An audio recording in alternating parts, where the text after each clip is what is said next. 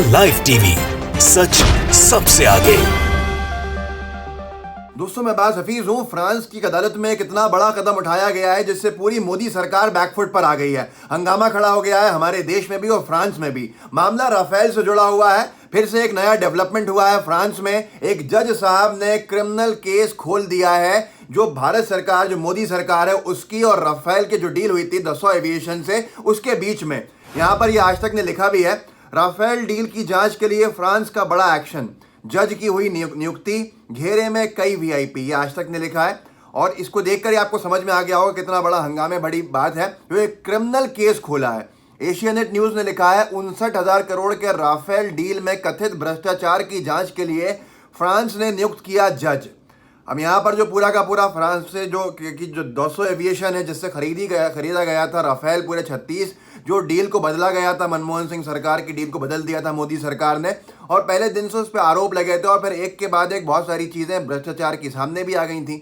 अब यहाँ पर ये जो पूरा मामला हुआ है, असल में एक जो वहाँ का इन्वेस्टिगेटिव मैगजीन है जिसका नाम है मीडिया पार्ट, जिसने इससे पहले वहाँ पर प्रेशर डाल के बहुत सारे खुलासे किए थे कि ये मोदी सरकार और जो फ्रांस के 200 एविएशन के साथ जो राफेल की डील हुई है इसमें भ्रष्टाचार हुआ है। प्रेशर में आकर वहाँ पर बयान दिया गया था। हमारे यहाँ पर तो एक जज साहब ने क्लीन चिट दे दी थी और जज साहब राज्यसभा पहुँच गए, ये भी आप सबको मालूम है। लेकिन आज वो दोबारा हंगामा खड़ा हुआ है। अब फिर से मीडिया पार्ट ने ये पूरे की पूरी चीज़ें छापी भी हैं। मीडिया पार्ट के जर्नलिस्ट हैं यान फिलिपिन। उन्होंने इसके खुलासा किया है कि जज साहब ने जो खोला है वापस पूरा का पूरा मामला, क्रिमिनल केस राफेल को लेकर, जिसमें बीजेपी सरकार जो है इंडिया की वो शेडी कैरेक्टर में नजर आ रही है और अनिल अंबानी का नाम लिखा है इन्होंने यहाँ पे। तो इस पत्रकार के ये ट्वीट्स हैं एक के बाद एक, जिसमें इन्होंने लिखा है कि ये जो जुडिशियल प्रोब चल रहा है ये 7.8 बिलियन यूरो की सेल का है, जो 59,000 करोड़ है हमारे इधर की कीमत लगाई जाए। तो उसमें इन्होंने एक बड़ा खुलासा ये किया है कि जिस वक्त मेमोरेंडम साइन किया है, जिस वक्त डील साइन की है, मेमोरेंडम ऑफ अंडरस्टैंडिंग साइन की है अनिल अंबानी की रिलायंस कंपनी ने 200 एविएशन के साथ, और उसमें ये लिखा गया है, ये देखिए इसमें इन्होंने अपने ट्वीट के अंदर, तीसरे नंबर का ट्वीट है उसमें वो भी डाला है, चौथे नंबर के ट्वीट में उसका पूरा का पूरा जो पार्ट है आर्टिकल का, कॉन्ट्रैक्ट का, कि ये साइन किया, जिसमें साफ लिखा है कि भारत सरकार के साथ मिलकर हम रिलायंस ये सारे के सारे मामलों को देखेंगे, इसके प्रचार को देखेंगे और मार्केटिंग को, प्रोग्राम्स की मार्केटिंग को देखेंगे और सर्विसेज को देखेंगे with the government of India.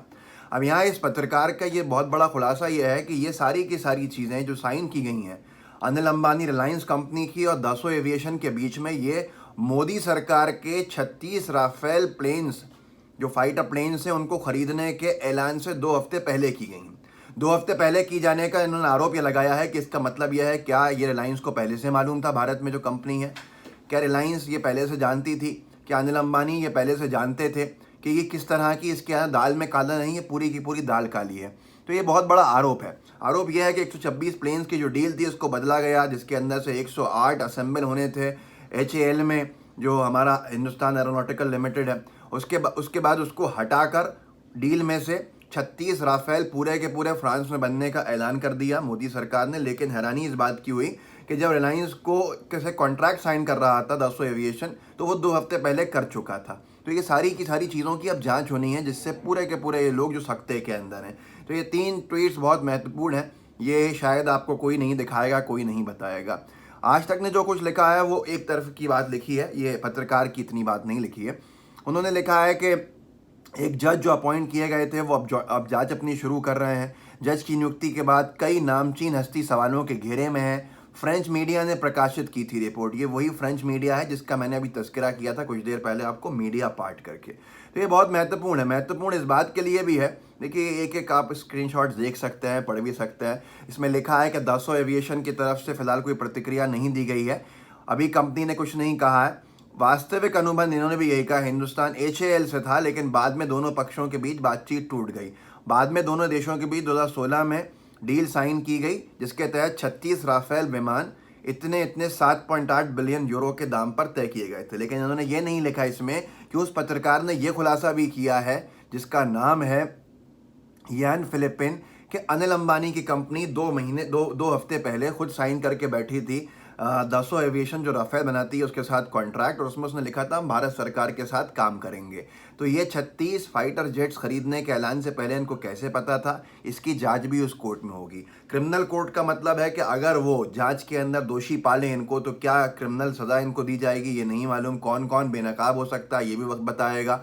लेकिन निरंतर यहाँ पर एजेंसीज के ज़रिए क्लीन चिट पे क्लीन चिट मिलती गई, और यहाँ सबसे बड़ी बात ये हुई कि भारत की बजाय फ्रांस में केस दर्ज हो पाया और फ्रांस के अंदर जांच भी शुरू हुई, और फ्रांस में ही अदालत के जज साहब ने इतना बड़ा ऐलान भी कर दिया कि मैं क्रिमिनल केस खोल रहा हूँ इस पूरी की पूरी डील में, जिसमें पार्टी मोदी सरकार है। तो आप खुद सोचिए, ये लोकतंत्र की मजबूती होती है कि एक तरफ से ये बचते हुए नजर आ रहे थे, लेकिन अगर आपने कुछ गलत किया है तो आप कहीं ना कहीं फिर से शिकंजे में आते हो। अब ये राफेल जो है इसका जिन कभी अंदर नहीं जा पा रहा है, बार बार बोतल से बाहर निकलता है। 2019 का चुनाव इसके ऊपर था, लेकिन क्योंकि सुप्रीम कोर्ट से क्लीन चिट मिली थी, और उस क्लीन चिट के बाद क्या क्या हुआ ये आप सबको मालूम है। लेकिन आज किसी जगह पे चर्चा हो रही है क्या, ये आपको खुद को देखना है। कहीं पर इतनी बड़ी डील के ऊपर बात हो रही है कि मोदी सरकार ने 59,000 करोड़ रुपए का जो फाइटर जेट्स खरीदे उसके अंदर बार बार फ्रांस में भ्रष्टाचार के आरोप लग रहे थे, और अब फ्रांस की अदालत ने इसके अंदर केस खोल दिया जिसमें पार्टी मोदी सरकार को बनना पड़ेगा। तो इसके ऊपर कोई बात नहीं कर रहा है, कोई चर्चा नहीं कर रहा है। आज बड़े मुद्दे ये हैं कि राहुल गांधी जी ने ये क्यों कह दिया, ममता बनर्जी ने ये क्यों कह दिया, अखिलेश यादव ने ऐसा कह दिया वैक्सीन को लेकर। लेकिन क्या आपने देखा किसी ने भी ये सवाल किया हो कि मोदी सरकार ने क्या कर दिया? किसी ने सवाल पूछा मोदी सरकार से?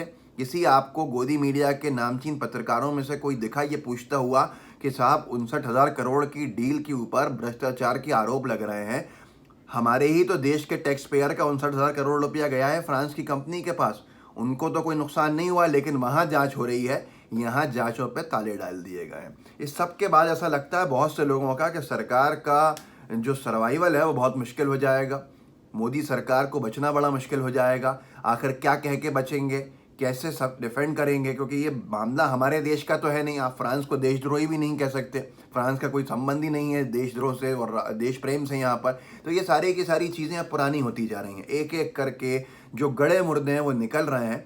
वैसे ही कोविड के अंदर मोदी सरकार अपनी पूरी छवि खो चुकी थी, और अब ये एक के बाद एक भ्रष्टाचार के आरोप अंतर्राष्ट्रीय स्तर पर लगना, तो ये बहुत ही घातक साबित हो रहा है। खैर आप इस वीडियो को आगे बढ़ाइएगा, क्योंकि बहुत सारे जगह पे इसको दिखाया नहीं जाएगा, और बताया नहीं जाएगा तो पता कैसे चलेगा ये भी आपको मालूम है। तो जिम्मेदारी आपकी है। साथ में व्हाट्सएप ग्रुप्स में साझा कीजिएगा, लाइव टीवी का बेल आइकन भी दबाइए, लाइव टीवी को सब्सक्राइब भी कीजिए। बेल आइकन इसलिए दबा दीजिए क्योंकि शायद बहुत से लोगों को वीडियोस नहीं पहुंचते हैं, उसके नोटिफिकेशंस मिलने लगेंगे। जय हिंद, जय भारत। द लाइव टीवी, सच सबसे आगे।